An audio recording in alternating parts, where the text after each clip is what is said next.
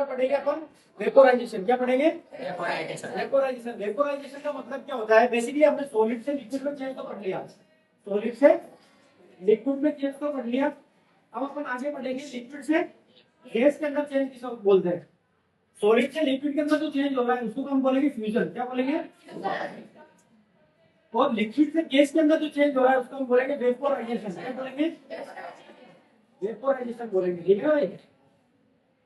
ठीक है, तो वेपोराइजेशन के प्रोसेस के लिए हमारे पास जो भी लिक्विड होगा उस लिक्विड को हम क्या करेंगे? हीट करेंगे। क्या करेंगे?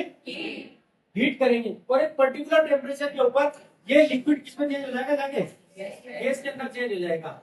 और जिस प्रोसेस के थ्रू ये लिक्विड गैस के अंदर चेंज हो रहा है उस प्रोसेस को हम क्या बोलेंगे?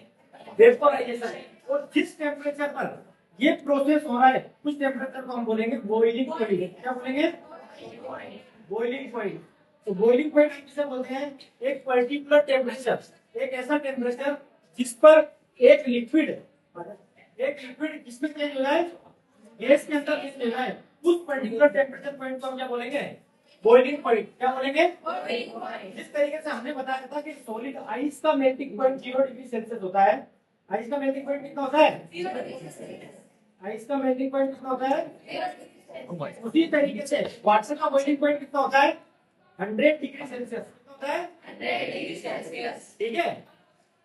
आइस का मेल्टिंग पॉइंट कितना होता है? इस पॉइंट पर आइस किसमें कन्वर्ट हो रही है?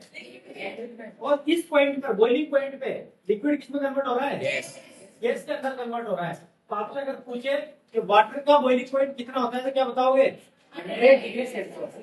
क्या बताओगे? 100 डिग्री सेल्सियस। जिस पॉइंट के ऊपर ये जो चीज ये चेंज हो रहा है उस चेंज को हम क्या बोलते हैं? Boiling point. क्या बोलते हैं? Boiling point. पूरे फिनोमिना को हम क्या बोलते हैं? वेपोराइजेशन। क्या बोलते हैं? वेपोराइजेशन। हमने दो फिनोमिना पढ़ लिए। पहला फिनोमिना था फ्यूजन, दूसरा है दूसरा कौन सा है? वेपोराइजेशन। अब हमने यहाँ पर एक चीज पढ़ी थी, यहाँ पर हमने एक चीज पढ़ी थी, लेटेंट हीट ऑफ फ्यूजन।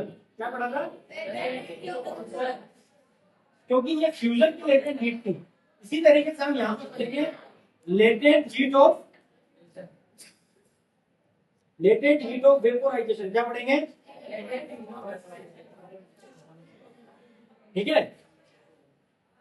अब लेटेंट हीट ऑफ वेपोराइजेशन किसे बोलते हैं? मुझे ये बताओ कि भाई जो लेटेंट हीट ऑफ फ्यूजन हमने पढ़ा था उसमें क्या यूज किया था हमने? एक तो आइस, 1 kg आइस, और 1 kg आइस को हमने किसमें कन्वर्ट किया था? 1 kg वाटर के अंदर, उसी अमाउंट के वाटर के अंदर कन्वर्ट किया था। ठीक है। इसके लिए जो हमको हीट की रिक्वायरमेंट थी उस हीट को क्या बोलते थे? Latent heat of fusion.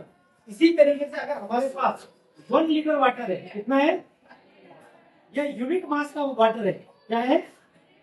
Unit mass of water है। उसको यूनिट मास ऑफ वाटर को स्टीम के अंदर चेंज करने के लिए जिस हीट की रिक्वायरमेंट होती है उस हीट को हम क्या बोलते हैं? Latent heat of neutralisation, vaporisation. ठीक है। लेटेंट हीट ऑफ वेपोराइजेशन बोलते हैं। यूनिट मास के वाटर को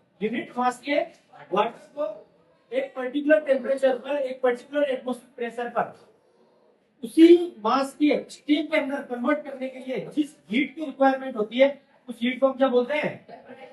क्या बोलते हैं? Latent heat of vaporisation. खाली वेपोराइजेशन नहीं, लेटेंट हीट ऑफ वेपोराइजेशन। हमने कल पढ़ा था लेटेंट हीट ऑफ फ्यूजन, उसकी यूनिट क्या होती है? लेटेंट हीट ऑफ फ्यूजन की यूनिट क्या थी? 0 डिग्री सेल्सियस। जूल पर केजी। क्या थी? इसी तरीके से वही लेटेंट हीट है, उसकी भी यूनिट क्या होगी? इसकी भी यूनिट होगी जूल पर केजी। क्या यूनिट होगी भाई? ठीक है। इसके बाद हमें नेक्स्ट चीज जो पढ़नी है वो है सब्लिमेशन। क्या है? सब्लिमेशन। देखो अपन ने क्या क्या पढ़ लिया? अपन ने पढ़ लिया कि सॉलिड जो है लिक्विड के अंदर चेंज हो रहा है और लिक्विड जो है गैस में चेंज हो रहा है। सॉलिड से लिक्विड में जो चेंज हो रहा है उसको हम फ्यूजन बोलते हैं। क्या बोलते हैं? और लिक्विड से गैस में जो चेंज हो रहा है इसको हम बोलते हैं वेपोराइजेशन। क्या बोलते हैं? वेपोराइजेशन बोल रहे हैं। अब एक ऐसा फिनोमिना है जिसमें डायरेक्ट सॉलिड किसके अंदर चेंज हो जाएगा? गैस के अंदर चेंज हो जाएगा। डायरेक्ट सॉलिड किसमें चेंज हो जाएगा? सॉलिड बिना लिक्विड में चेंज हुए डायरेक्ट किसमें चेंज हो जाएगा? गैस के अंदर। इस प्रोसेस को हम बोलते हैं सब्लिमेशन। क्या बोलते हैं? सब्लिमेशन बोलते हैं। क्या बोलते हैं भाई? सब्लिमेशन बोलते हैं। आपसे पूछे सब्लिमेशन के एग्जांपल क्या क्या है, तो क्या क्या बताओगे? कैम्फर,